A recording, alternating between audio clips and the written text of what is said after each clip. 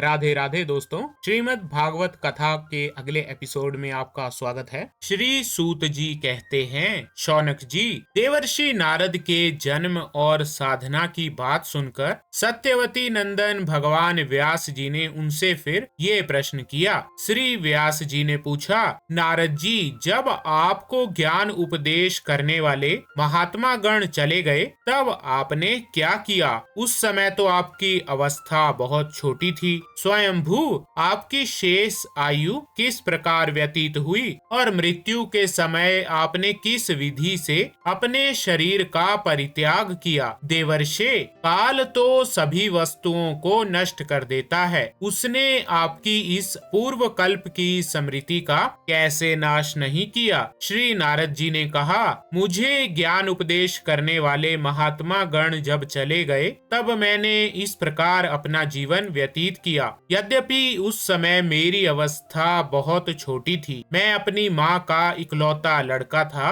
एक तो वो स्त्री थी, दूसरे मूढ़ और तीसरे दासी थी। मुझे भी उसके सिवा और कोई सहारा नहीं था। उसने अपने को मेरे स्नेह पाश से जकड़ रखा था। वो मेरे योग क्षेम की चिंता तो बहुत करती थी, परंतु पराधीन होने के कारण कुछ कर नहीं पाती थी। जैसे कठपुतली नचाने वाले की इच्छा के अनुसार ही नाचती है, वैसे ही ये सारा संसार ईश्वर के अधीन है। मैं भी अपनी माँ के स्नेह बंधन में बंधकर उस ब्राह्मण बस्ती में ही रहा। मेरी अवस्था केवल 5 वर्ष की थी। मुझे दिशा, देश और काल के संबंध में कुछ भी ज्ञान नहीं था। एक दिन की बात है, मेरी माँ गौ दूहने के लिए रात के समय घर से बाहर निकली। रास्ते में उसके पैर से सांप छू गया। उसने उस बेचारी को डस लिया। उस सांप का क्या दोष? काल की ऐसी ही प्रेरणा थी।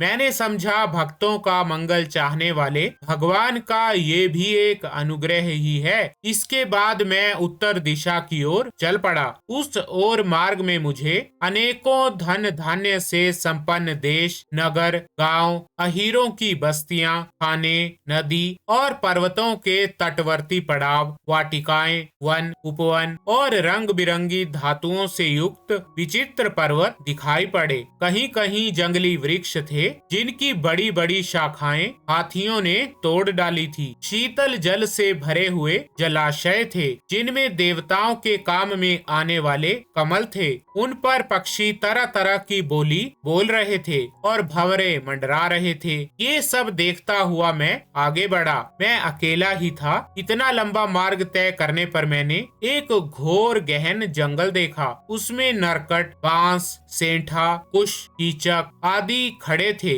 उसकी लंबाई चौड़ाई भी बहुत थी और वो सांप, उल्लू, सियार आदि भयंकर जीवों का घर हो रहा था। देखने में बड़ा भयावना लगता था। चलते चलते मेरा शरीर और इंद्रियां शिथिल हो गई। मुझे बड़े जोर की प्यास लगी। भूख तो लगी ही थी। वहाँ एक नदी मिली। उसके कुंड में मैंने स्नान, जलपान और आचमन किया। इससे मेरी थकावट मिट गई। उस निर्जन वन में एक पीपल के नीचे आसन लगाकर मैं बैठ गया। उन महात्माओं से जैसा मैंने सुना था, हृदय में रहने वाले परमात्मा के उस स्वरूप का मैं मन ही मन ध्यान करने लगा। भक्ति भाव से वशीकृत चित्त द्वारा भगवान के चरण कमलों का ध्यान करते ही भगवत प्राप्ति की उत्कट लालसा से मेरे नेत्रों में आंसू छलछला आए और हृदय में धीरे धीरे भगवान प्रकट हो गए। व्यास जी, उस समय प्रेम भाव के अत्यंत उद्रेक से मेरा रोम रोम पुलकित हो उठा।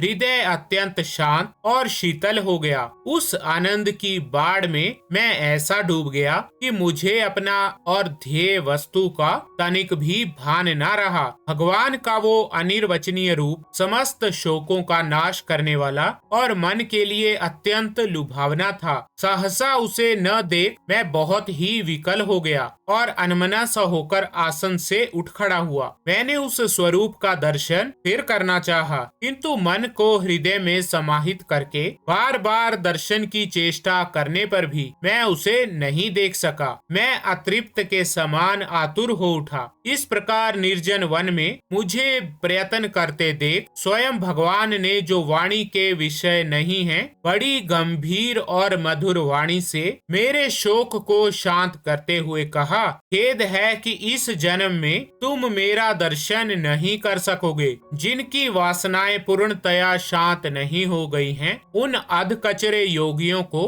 मेरा दर्शन अत्यंत दुर्लभ है। निष्पाप बालक, तुम्हारे हृदय में मुझे प्राप्त करने की लालसा जागृत करने के लिए ही मैंने एक बार तुम्हें अपने रूप की झलक दिखाई है। मुझे प्राप्त करने की आकांक्षा से युक्त साधक धीरे धीरे हृदय की संपूर्ण वासनाओं का भली भांति त्याग कर देता है। अल्पकालीन संत सेवा से ही तुम्हारी चित्त वृत्ति मुझ में स्थिर हो गई है। अब तुम इस प्राकृत मलिन शरीर को छोड़कर मेरे पार्षद हो जाओगे। मुझे प्राप्त करने का तुम्हारा ये दृढ़ निश्चय कभी किसी प्रकार नहीं टूटेगा। समस्त सृष्टि का प्रलय हो जाने पर भी मेरी कृपा से तुम्हें मेरी स्मृति बनी रहेगी। आकाश के समान अव्यक्त सर्वशक्तिमान महान परमात्मा इतना कहकर चुप हो गए। उनकी इस कृपा का अनुभव करके मैंने श्रेष्ठों से भी श्रेष्ठतर भगवान को सिर झुकाकर प्रणाम किया।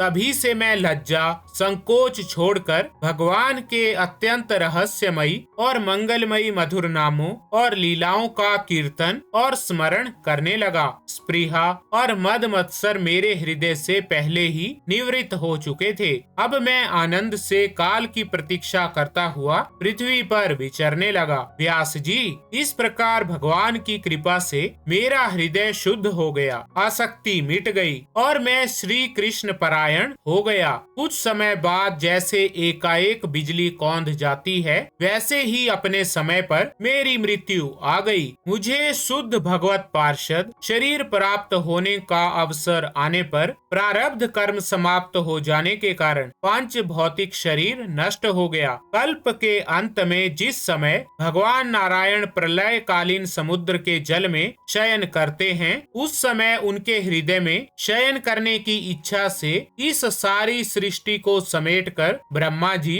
जब प्रवेश करने लगे, तब उनके श्वास के साथ मैं भी उनके हृदय में प्रवेश कर गया। एक सहस्त्र चतुर्युगी बीत जाने पर जब ब्रह्मा जगे और उन्होंने सृष्टि करने की इच्छा की, तब उनकी इंद्रियों से मरीचि आदि ऋषियों के साथ मैं भी प्रकट हो गया। तभी से मैं भगवान की कृपा से वैकुंठ आदि में और तीनों लोकों में बाहर और भीतर बिना रोक टोक विचरण किया करता हूँ। मेरे जीवन का व्रत भगवत भजन अखंड रूप से चलता रहता है। भगवान की दी हुई स्वर ब्रह्म से विभूषित वीणा पर तान छेड़कर मैं उनकी लीलाओं का गान करता हुआ सारे संसार में विचरता हूँ। जब मैं उनकी लीलाओं का गान करने लगता हूँ, तब वो प्रभु जिनके चरण कमल समस्त तीर्थों के उद्गम स्थान हैं और जिनका यशोगान मुझे बहुत ही प्रिय लगता है, बुलाए हुए की भांति तुरंत मेरे हृदय में आकर दर्शन दे देते हैं। जिन लोगों का चित्त निरंतर विषय भोगों की कामना से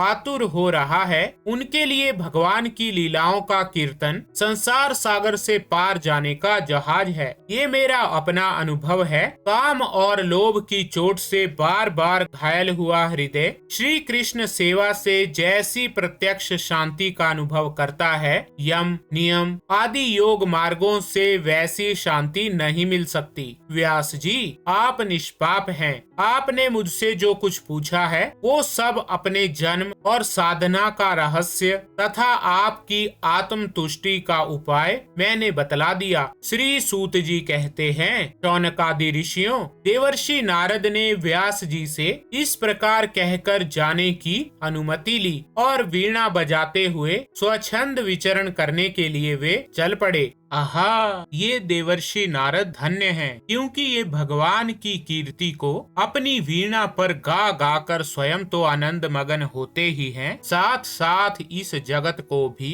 आनंदित करते हैं। तो ठीक है दोस्तों, श्रीमद् भागवत कथा के इस एपिसोड में बस इतना ही। राधे राधे।